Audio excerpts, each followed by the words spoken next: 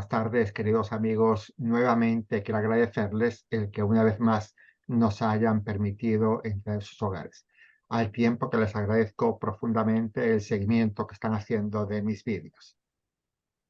Desde el pasado 23 de julio, los españoles hemos descubierto que no gozamos de la tan cacareada pulcritud y consolidación democrática.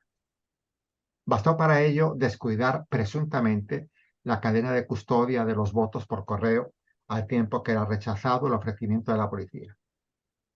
Bastó para ello contabilizar como definitivos los resultados provisionales emitidos por Indra, cuando ha tenido que ser la misma Junta Electoral Central quien, ante la duda de los resultados electorales, ordenara el recuento manual de todas las actas, algo que no suele hacerse, pero que sí es obligatorio. Bastó para ello el poner en peligro el derecho al voto de 2,5 millones de españoles que estaban disfrutando de sus merecidas vacaciones y que hasta última hora no sabían si podían votar o no podían votar. Como dato curioso, Correos e Indra, de importancia capital en este momento electoral, están en manos de personal afines al sanchismo, colocadas oportunamente por Pedro Sánchez Castejón, como si éste de antemano supiera que estas elecciones deberían darse en esta fecha, a pocos días de las autonómicas, cuando se demostraría con los resultados del 28M que él sufriría el más bajo índice de popularidad y aprobación que cualquier presidente de la democracia española. La duda de estos resultados, sumada a la preocupación de que sean los mayores enemigos de España quienes marquen los destinos de esta para los próximos 4 años, cuidados y no más, hace que nos preguntemos, ¿realmente tenemos una democracia consolidada? ¿Realmente fue eso lo que votamos? ¿Hubo posibilidad de una irregularidad electoral como muchos sospechan? Y si fue así, ¿por qué la oposición, PP y Vox, están callados? Para conversar sobre este tema, hoy me acompañan Francisco Miguel Muñoz e Ignacio Arcas. Muy buenas tardes a ambos y muchísimas gracias por estar aquí en este caluroso día de julio. No, de julio ya entramos en agosto, Dios mediante. ¿Cómo están? Ignacio, Francisco, buenas tardes. Buenas tardes, muy bien. Pues aquí, como bien dices, aguantando estos calores. Ya falta poco, dicen que el mes peor, el peor mes fue el de julio, dicen que es el de julio siempre, aunque la gente también hace sus temores con agosto. Eso está por ver. Sí. El 23 de julio en la noche fueron muchos los españoles que se sorprendieron con los primeros resultados electorales, Ignacio y Francisco, al saber que por primera vez, quizás en mucho tiempo, el sociólogo Tezanos, el que siempre erraba, esta vez acertaba, y que los que siempre acertaban, entre ellos encabezado quizá por el más reconocido de todos, Siso Michavila, fallaban más que escopeta de feria. ¿Cómo interpretaron ustedes esos resultados, los primeros básicamente, que fue cuando saltaron todas las alarmas? ¿Cómo interpretaron ustedes esos resultados electorales? Francisco, Ignacio, indistintamente. Sí. Bueno, yo creo que salió pues una de las posibilidades que había. Ya hemos comentado en varias ocasiones que en España tradicionalmente la izquierda es la más crítica a la hora de votar y eso lo manifiesta absteniéndose. Cuando la izquierda con toda su parafernalia se mueve porque ve peligrar las elecciones, los votantes de izquierda suelen salir, por así decirlo. Y en este caso hemos visto eso, se ha dado ese efecto. Los votantes de izquierda se han movilizado ante la presión, la información de que la derecha iba a arrasar y lo hemos visto en los resultados. O sea, de hecho, la participación ha sido un poco mayor que en elecciones pasadas. Sí, un 4% mayor, sí. Sí, sí, a pesar de la fecha, ¿no? Del verano y de que todo el mundo temía que la abstención iba a ser muy alta. Pues efectivamente ha sido lo contrario. Ignacio, ¿cómo interpretas tú esos resultados, esos primeros resultados electorales? Sí, efectivamente, la verdad es que creo que todos nos llevamos una sorpresa, básicamente porque parecía que las distintas encuestas lo que auguraban era una gran mayoría de la derecha. Llama la atención que sí que es verdad que aunque no sea un acierto pleno, porque es algo muy difícil, el CIS consiguiese pues más o menos tener una predicción sobre lo que iba a pasar. Después de tantos estudios que ha realizado, pero bueno, también es verdad que es que ya le tocaba acertar en algunos, porque han sido muy poquitos en los que realmente ha tenido una capacidad real de poder prever esos resultados. Pero al final, las encuestas son encuestas, eso es el valor que hay que darles, nunca hay que creérselas, básicamente porque hay formaciones como por ejemplo puede ser la nuestra que tienen mucho voto oculto y no es más que por la demonización que se sufre por parte de otros La tuya, partidos, Ignacio, es Vox. efectivamente. Y sí que es cierto que a la gente cuando la llaman a lo mejor por teléfono para hacer una encuesta, pues le puede dar miedo el decir que es de Vox y por eso siempre se dice que nuestra formación tiene ese voto oculto y vemos como elección tras elección se suelen lograr mejores resultados de los que nos dan las encuestas.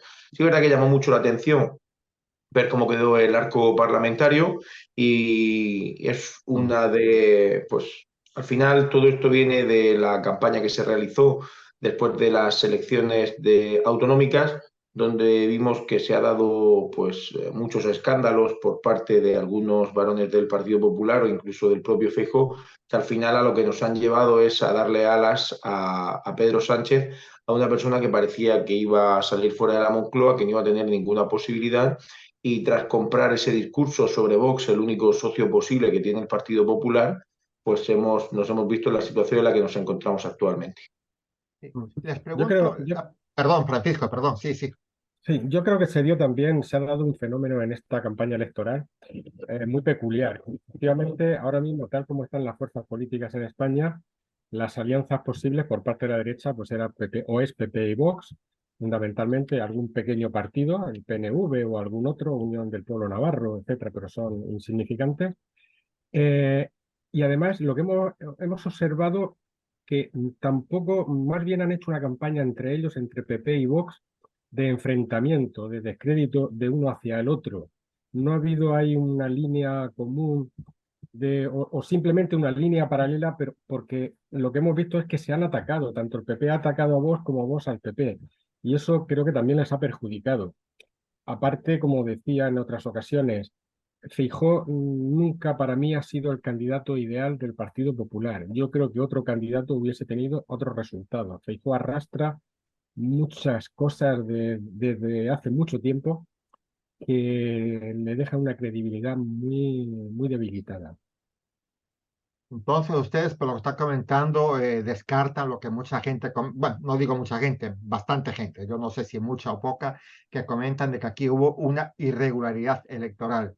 No fue eso lo que sucedió, porque aparte, si no es eso lo que sucedió, no se explica que tantas empresas demoscópicas hayan fallado, porque como bien comenta Ignacio, quizá de repente cuando se hacían las encuestas la gente no decía toda la verdad, pero esos son datos que ya las empresas demoscópicas tienen contemplados, que la gente oculte cierta información. Ellos son expertos en eso, tienen mecanismos para saberlo, pero que hayan fallado tan radicalmente no les llama a una ligera sospecha, es decir, aquí pasó algo al margen del comportamiento que pudiera tener Vox o el comportamiento que pudiera tener el Partido Popular. Que sí, hay que reconocer, y se lo digo a ambos, que pecaron, el Partido Popular pecó un poco de un exceso de triunfalismo. A Sí, ustedes dos. efectivamente. Al final el exceso de triunfalismo yo lo he vivido ya con mi corta edad en varias campañas electorales, sobre todo en unas municipales en Lorca, y ese triunfalismo lo que lleva es a desmovilizar a tus votantes. Dicen, claro, si esto está ganado, ¿para qué voy a ir a votar? Me voy a la playa. Esto está ganado, no voy a ir a pedir el voto por correo. Si esto está ganado, esto está ganado. Esto no estaba ganado. Y esa soberbia y ese exceso de triunfalismo lo que puede llevar es pues, a las situaciones como la que tenemos actualmente y estamos viviendo también de forma continua. Por ejemplo, en la Asamblea de Murcia, donde vemos como el Partido Popular parece completamente convencido de que una repetición electoral va a obtener una mayoría absoluta, cosa que pues podemos llevar una sorpresa. Sí que es cierto que la campaña por parte de la campaña de ataque continuo por parte del Partido Popular a Vox lo único que le ha llevado es pues a tratar de arrinconar a su socio preferente, tal y como se ha visto en multitud de comunidades autónomas, pero lo que tenemos que tener claro es que al final ya hemos visto como en todo el arco parlamentario somos la única formación con la que puede tener la única formación relevante con la que puede tener una posible alianza.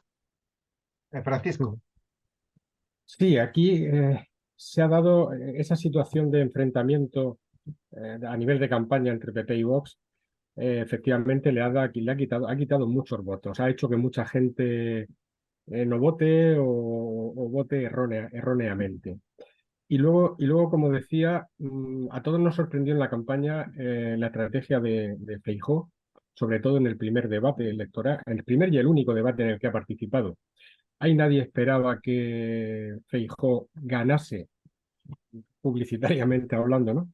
A nivel de televisión ganase a Pedro Sánchez, porque está mucho más acostumbrado, domina más los medios supuestamente, pero tanto la actuación como la de uno como la del otro sorprendió muchísimo, pero luego Alberto Feijóo manejó información errónea, no sé si por desconocimiento o premeditadamente, pero en cualquier caso eso fue un error enorme. A partir de ahí es cuando se ha dado la gran movilización contra el Partido Popular, contra la derecha en general, a nivel de campaña electoral. Todos los medios oficialistas han machacado y repetido reiteradamente esos errores de Alberto Feijóo. Todas las redes sociales han hecho lo mismo, de hecho siguen haciéndolo todavía. Lo último con la carta que mandó Alberto a Pedro Sánchez y la respuesta de Pedro Sánchez. Entonces, eso ha hecho que la derecha pierda muchísimos votos. Además, hay un detalle muy peculiar. Supongo que visteis en la campaña, después el último día, cuando salió Alberto Feijóo en la noche electoral al balcón en la sede del Partido Popular, la gente que estaba en la calle hubo un momento que aclamaba a la presidenta de Madrid, no a Alberto Feijóo. Y eso también dice mucho, ¿no? Yo creo que, al igual que yo, hay mucha gente del Partido Popular que su presidente no le gusta, y eso ha perjudicado mucho, ¿no? Sí. Y yo creo que lo va a seguir Hasta haciendo. ahora, hasta la fecha, muchos creíamos, yo también, que los debates electorales movilizaban poco la intención de voto, ¿no? Hablábamos del 1 o 2% a lo sumo.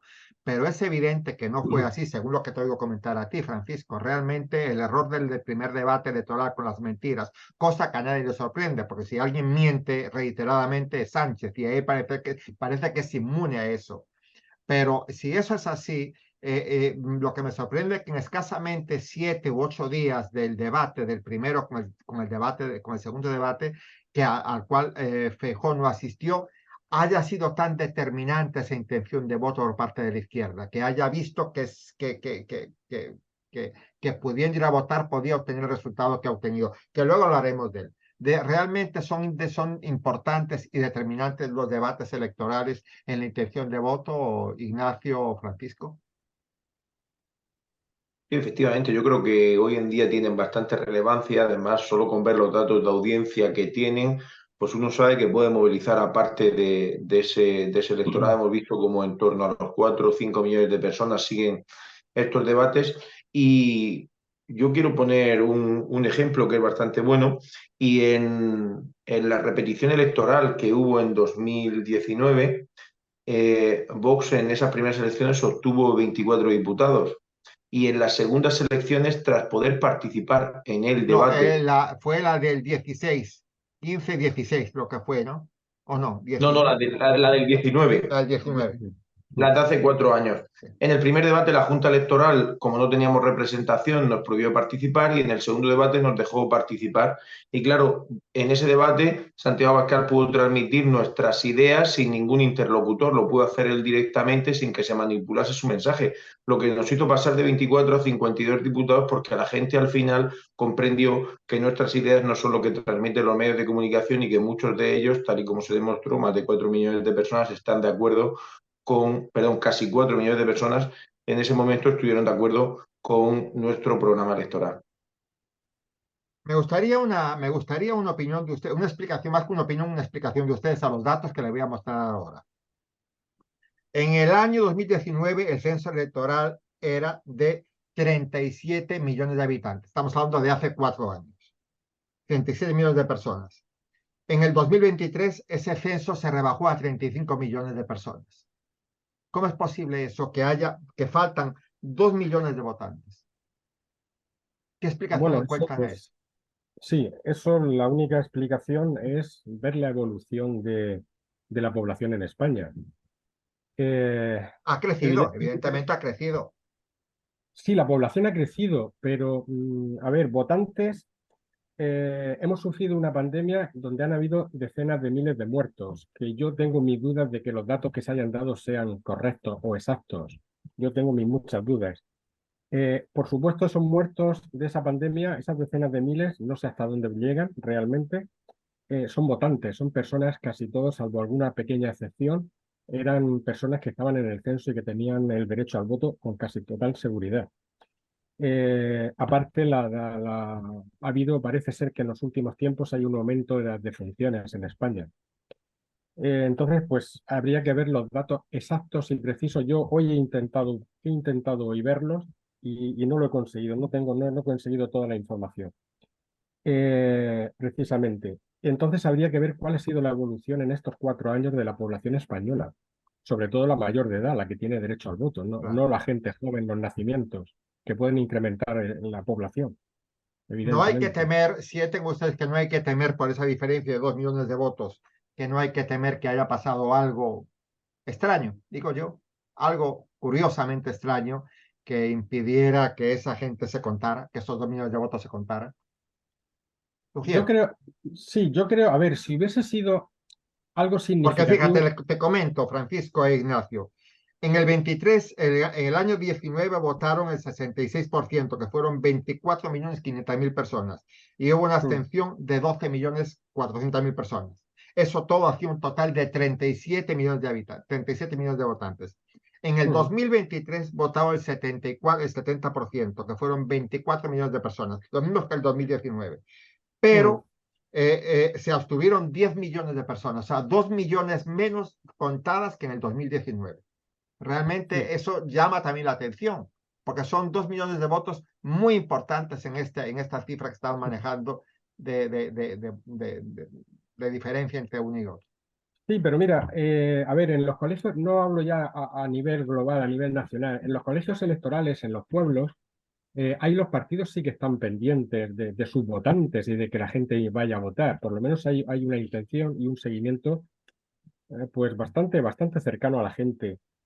Puede ser que haya algún error y de hecho todos conocemos seguro algún error. La Junta Electoral pone a disposición el día de las votaciones un servicio para que los partidos, sobre todo, puedan llamar o la gente directamente para ver una persona que se ha quedado fuera del censo por motivos varios, que se compruebe y se le habilite para que pueda ejercer su derecho al voto ese día. Si hubiese muchísima gente que no hubiese podido votar, yo creo que eso hubiese llegado a los partidos y se hubiese No, no, denunciado. no, Sí, yo no me refiero a que no haya podido votar. Yo no me refiero a eso, me refiero a que habiendo votado no se contabilizaran sus votos. Yo no me refiero a que la gente votó, mm, evidentemente, pero yo me refiero a estos 2 millones de personas que no cualan. ¿Qué pasó con esos votos? Es lo que presuntamente pasó con esos votos. Yo no digo que la gente votó, igual que toda la gente ha votado por correo, evidentemente, mm. pero esos votos de correo son lo que realmente votó la gente, porque al romperse la cadena de custodia de los votos, yo no digo que pase, digo que pudo pasar cualquier cosa. La gente efectivamente votó, pero de que esa papeleta con su voto sea la que llegó a las urnas electorales el día 23 de la noche, es lo que está por verse. Y como no se sabe, yo digo presuntamente. Bueno, Ignacio, Ignacio, coméntame bueno, Bueno, tú. sí, sí es evidente que con es verdad que el dato que has dado de esa diferencia de 2 millones de personas en el censo llama la atención, pero también hay que ver que entre unas elecciones y otras hemos tenido circunstancias muy difíciles y habría que analizar pues, de forma un poco más pormenorizada todos los datos pues, para saber realmente por qué esta diferencia en el censo.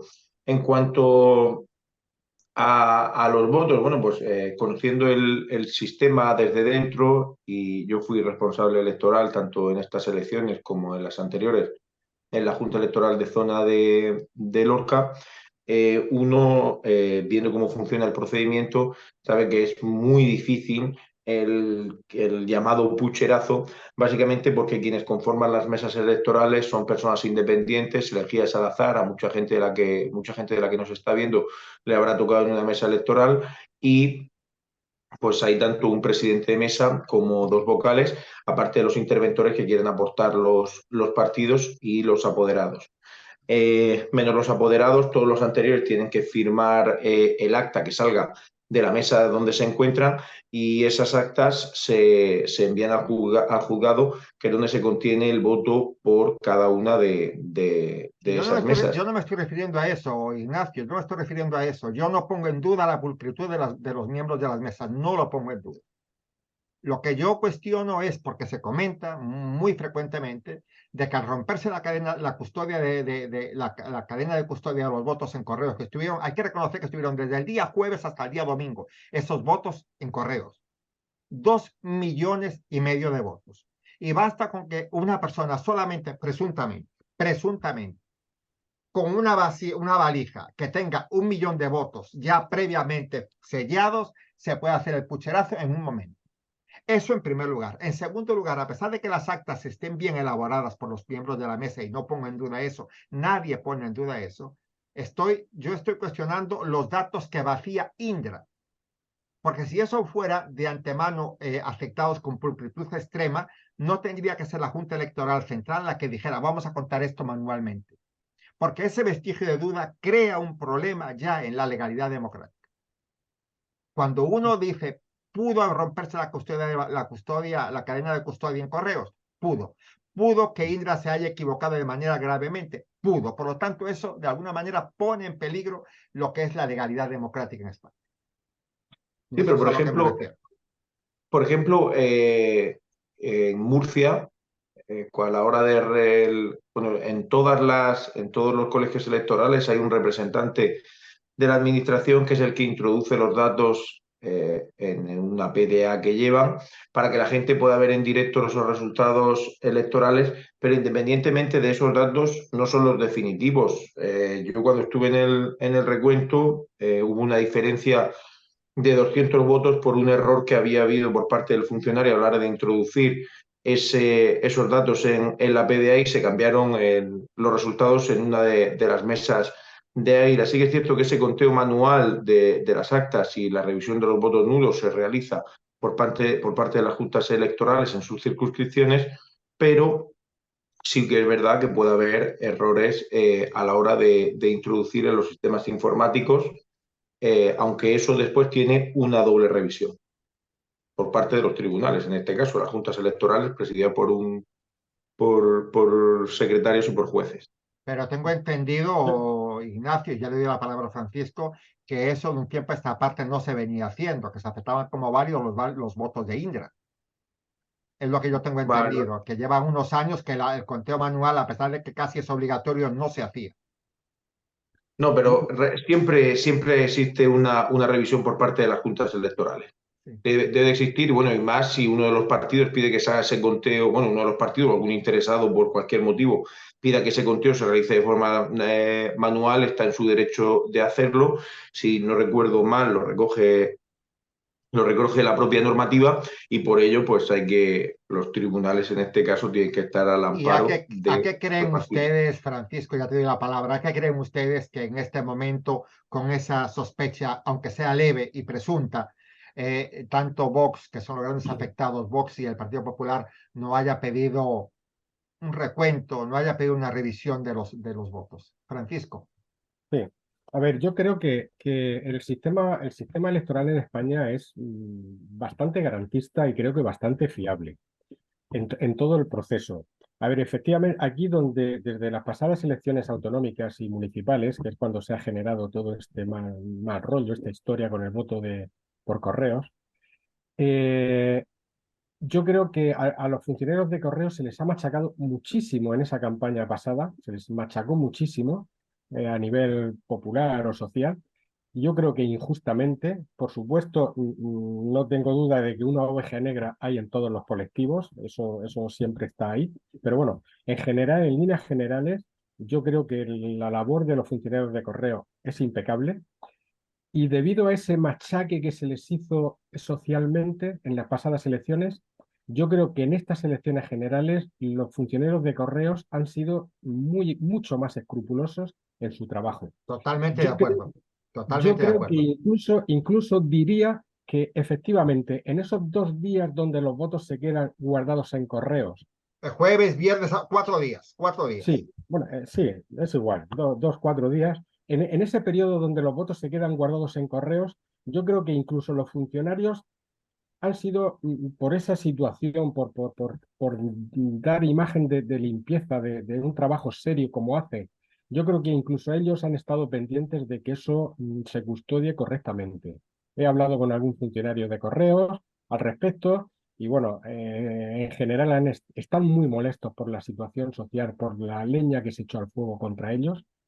Y yo creo que en estas elecciones han estado muy preocupados de que no pase nada. Pero, Evidentemente, no tenemos una sí. garantía de que en ese periodo nadie manipule los votos. Pero No, yo, Francisco, no he escuchado nunca, y voy en apoyo de los funcionarios de correos, yo no he escuchado nunca en estos días que nadie vaya contra los funcionarios de correos. Todo lo contrario, le consideran una labor encomiable la que han hecho. Nadie va en duda. Lo que uno pone a veces en duda es la custodia de los votos, que no compete a correos, no compete a los funcionarios. Compete a correos, no, más no a los funcionarios. Entonces nadie sí. pone en duda la pulcritud y el trabajo y la excelencia de los funcionarios, de los empleados. Pero sí de ese momento de 4 días donde esos votos tenían que estar extremadamente custodiados. Y el mismo correo reconoce que no era así.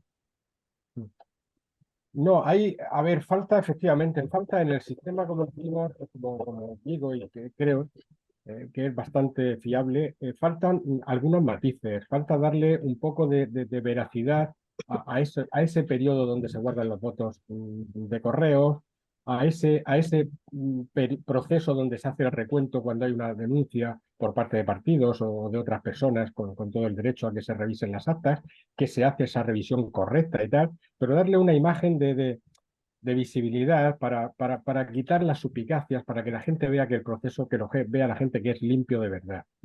Eh, Aquí habría que cambiar cosas y una de las cosas que hemos comentado en alguna ocasión es que en la ley electoral falta algún matiz y uno de los, bueno, faltan muchos matices por corregir, evidentemente, pero falta un matiz y es que tanto en la ley electoral como en la ley de incompatibilidades del Estado, en todas esas empresas que tengan relación con la administración, con los procesos electorales, con empresas públicas o compartidas, pseudopúblicas, no puede haber nadie que haya sido cargo político o que tenga relación directa o indirecta con la administración o con algún cargo público.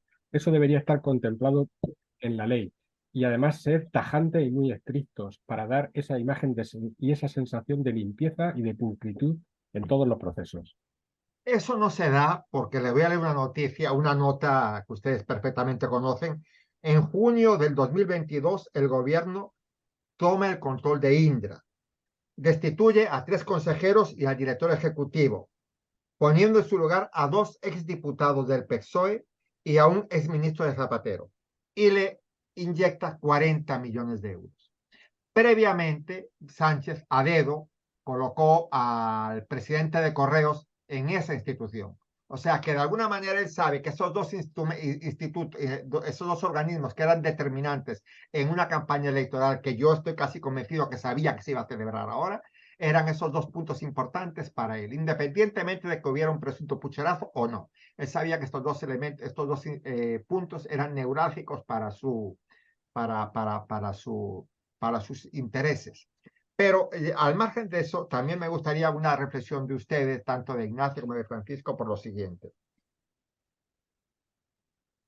Quisiera que me explicaran. Los resultados del Senado fueron PP 143 senadores y PSOE 72 senadores. Uno tenía el 54% del Senado y otro el 27%. Y esa proporción, curiosamente, no se mantiene en el Congreso, donde el PP sacó 136 diputados, que es el 38%, y el PSOE sacó 122, que es el 34%. ¿Cómo explican ustedes esa grandísima diferencia que hay entre la intención de voto, o el voto, no intención, de voto de senadores y diputados, cuando son resultados que no tienen nada que ver uno con el otro. Bueno, al final creo que el sistema de elección, bueno, creo no, el sistema de elección en cada una de las cámaras es muy distinto. Vemos como cuando uno va a votar en el Congreso de los Diputados, vota una de las listas, es una lista cerrada, no puede elegir nombres, y en cambio para el Senado uno debe de elegir con tres cruces, en el caso de, con tres cruces debe de elegir cuáles son los senadores que quiere que le representen. Sí que es cierto que en el 95 o 99% de los casos coincide el voto tanto en el Congreso como en el Senado y se marcan los tres nombres, en este caso, del partido al que se vota en el Congreso. ¿Qué supone esto? Pues vemos que el partido que suele vencer las elecciones es el que se lleva la mayor parte de los senadores.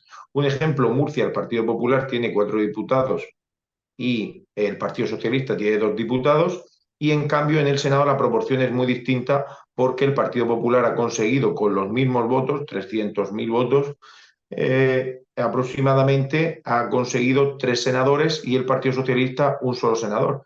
Y vemos como, por ejemplo, también en Alicante el Partido Popular tiene 4 diputados, el PSOE tiene 3 diputados, pero al haber sido los senadores populares los más votados, tiene 3 senadores el Partido Popular y un senador el Partido Socialista, lo que hace que no se respete esa proporcionalidad esa proporcionalidad entre Congreso y Senado, y al fin y al cabo es por esta elección de listas abiertas que lo que hace es que no tengamos una representatividad parecida tanto en el Congreso como en el Senado. ¿Compartes, Francisco, esa opinión de Ignacio? Sí, el voto de entre Congreso y Senado es muy distinto. La gente vota, incluso votan opciones distintas. Vamos, yo hablando, hay gente que me ha comentado en confianza y se llega a votar incluso opciones distintas. Pero luego aparte está el efecto de la ley DON. Como el número de representantes es mucho menor en el Senado que en el Congreso, pues la propia ley DON, ese algoritmo maldito, como yo digo, el reparto perjudica mucho más a los que menos votos tienen, evidentemente, al haber muchos menos representantes. Sí. Sí. Les voy a poner ahora un audio que quiero que lo escuchen detenidamente, que es un audio que emitió Rufián y sus compañeros en febrero del año 2020, y es un audio que da el punto de vista de la gente que va en este momento a hacer gobierno con Pedro Sánchez. Estoy hablando del BNG, estoy hablando de H. Bildu, estoy hablando de Esquerra Republicana, estoy hablando de Junts per Cat y estoy hablando de la CUP. Escuchen el audio. No tenemos rey. Democracia, libertad y repúblicas. Las fuerzas políticas independentistas, soberanistas y republicanas firmantes de esta declaración queremos manifestar: la monarquía española y su máximo exponente, el rey de España, no nos representa. La sociedad catalana, vasca y gallega rechazan mayoritariamente la figura de una institución anacrónica, heredera del franquismo, que se sustenta en el objetivo de mantener e imponer la unidad de España y sus leyes, negando así los derechos civiles, políticos y nacionales que asisten a nuestras ciudadanías y a nuestros pueblos. Esto es lo que comentaba Rufián en febrero de 2020. Estos son los socios de Pedro Sánchez para esta legislatura, para este largo camino de 4 años, cuidado si no más, como lo decía al principio. ¿Qué opinión les merece esto, Francisco e Ignacio? Y con esto vamos concluyendo ya. Sí, pues a ver, primero, todos los partidos que estén legalmente constituidos son libres de plantear cualquier objetivo, estatutariamente hablando. Por supuesto que se pueden plantear opciones independentistas y otras cuestiones, pero siempre respetando la Constitución, la legislación vigente. De eso sí que no podemos salirnos. Cuando nos salimos de ahí, cuando un partido se sale de ahí, deja de ser constitucional. Yo creo que se le debe excluir de participar en el proceso democrático general. Por supuesto, repito, si un partido quiere plantear una opción independentista, me parece correcto, me parece algo a lo que tienen derecho, pero siempre tiene que hacerlo constitucionalmente. Eso sin ninguna duda. Y su mensaje, pues, es engañoso como casi todos los mensajes de casi todos los partidos interesados, ¿no? O sea, eso que dice de que la mayoría de la sociedad catalana, vasca, gallega, eso es falso totalmente. Totalmente. Y de hecho a los resultados electorales nos remitimos, ¿no? Ujú. Ignacio. No, la verdad que es un audio que creo que casi todo el mundo ha escuchado, es algo, pues, creo que es una declaración que realizó en el Congreso de los Diputados Sí, y la verdad que es que no hay por dónde cogerlo. Además, nosotros somos muy tajantes con todo este tipo de actuaciones. Hemos planteado en el Congreso el que no puedan presentarse partidos independentistas que ataquen a la Constitución de forma directa y más, por ejemplo, en el caso del partido de ERC que representa a Rufián, en el que sus dirigentes, que ahora indultados, han atentado contra la unidad de España. Y hablar así del rey, que creo que es el máximo exponente de la unidad de España y la mejor representación posible que podemos tener los españoles a nivel internacional, pues es algo que no debería de permitirse, porque al final a quien está insultando es a todos los españoles. Sí que es cierto que estos son los socios de Sánchez. Bueno, además que prácticamente ha nombrado a todas las fuerzas que han ido claro. llevando en brazos a Sánchez durante estos 4 años y también durante los posibles años posteriores que puedan venir por la configuración que ha quedado en el Parlamento. Yo la verdad que me llama mucho la atención que alguien de Murcia, por ejemplo, pueda defender a estos socios que tiene Sánchez. No entiendo cómo nadie puede compartir el que se esté pactando con gente que quiera la segregación de España y no entiendo tampoco cómo nadie en Murcia puede compartir con toda esta gente que es bastante insolidaria el que, por ejemplo, a nuestra región no llegue agua, pues como pueda ser por la construcción de un trasvase del Ebro, porque saben que no lo pueden hacer porque eso crearía una unión entre españoles y es lo que tratan de destruir de forma continua, pues con infraestructuras, con el idioma o con cualquier cosa que ellos puedan ver que pueda hacer daño a España. Y solo una cosa más, si me lo permite. Sí. Hemos visto como también el Partido Nacionalista Vasco, un partido de derechas, muy de derechas, por ese odio que tiene España, ha votado muchas veces con Sánchez leyes por las cuales yo creo que ni sus votantes están de acuerdo. Y eso le acaba de pasar factura. Y vemos como ellos, después de blanquear a Bildu, ahora tienen muchísimos problemas porque van a perder, ya perdieron multitud de ayuntamientos, ya perdieron bastante fuerza a nivel autonómico, ya han perdido fuerza a nivel nacional. Así que incluso algunos de los socios del Partido Socialista pueden echarse las manos a la cabeza por lo que han hecho durante todo este tiempo. Brevemente, solamente sí o no. Francisco, ¿pucherazo o pulcritud en estas elecciones? Bueno, yo creo que puede haber duda en algún punto del proceso, pero yo creo que los resultados son correctos. Perfecto. Ignacio, ¿pucherazo o pulcritud en estas elecciones? Yo confío en el sistema, quiero confiar en él. Sí que es cierto que vemos cómo salen algunos casos puntuales, pero lo que creo y espero es que realmente sean solo casos puntuales. Perfecto, me quedo con esa buena esperanza de ustedes. Francisco e Ignacio, muchísimas gracias por su disposición esta tarde calurosa de agosto y los espero en otra oportunidad. Muchísimas gracias a ambos. Gracias a ti. Muchísimas gracias a ti, Y encantado. ustedes, queridos amigos, espero que hayan disfrutado lo comentado por nuestros invitados y los espero la próxima semana, Dios mediante, a esta misma hora. Hasta tanto, tengan muy buenas tardes y muchas gracias.